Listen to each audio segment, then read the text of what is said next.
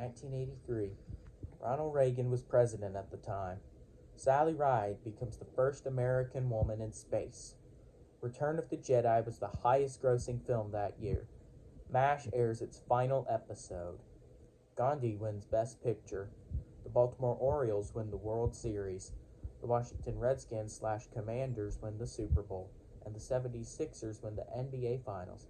And it was a pretty big year in rock music, so let's get into it.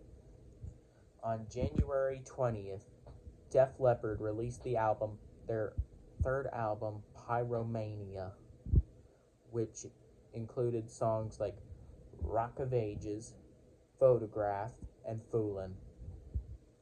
On February 23rd, John Denver hosted the 25th Grammy Awards, and the awards include Record of the Year, going to Toto for Rosanna, Album of the Year once again, Toto for Toto 4, and Song of the Year goes to Johnny Christopher, Mark James, and Wayne Carson for writing Always on My Mind. The version in particular, Willie Nelson.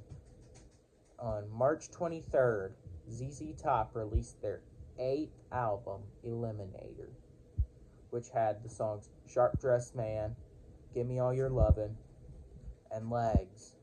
The car on the album cover is Billy Gibbons' 1933 Ford Coupe.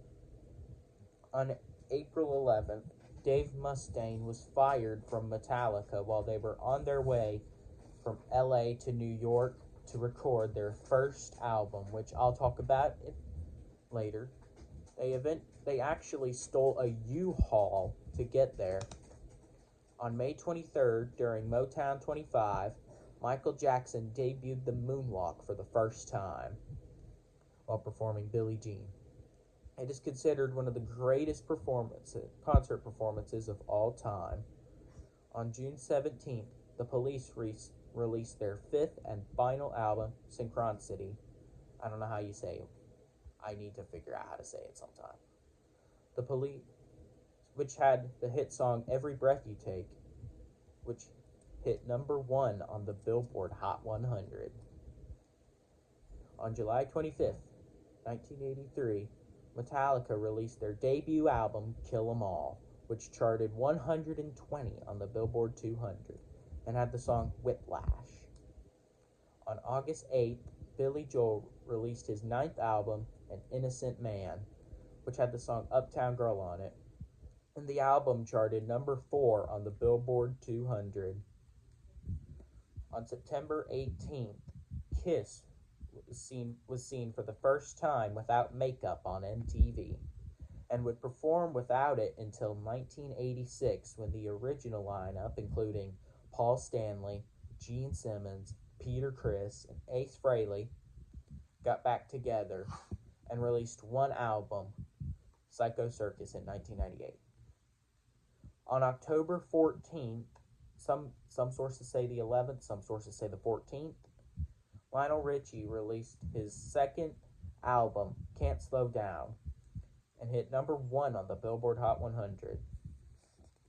On November 26th, Quiet Riot's 3rd album, Metal Health, became the first metal album to hit number 1 on the Billboard 200. And Randy Rhoads was actually the guitarist for Quiet Riot before he joined Ozzy's solo band. He played on their first 2 albums, which were only released in Japan for some reason, even though they're not from Japan. The Metal Health was their first album released in the US. And finally, on December 2nd, Michael Jackson released the music video for Thriller, which is, in my opinion, a really cool video, and perfect for Halloween. Well, that's all for today.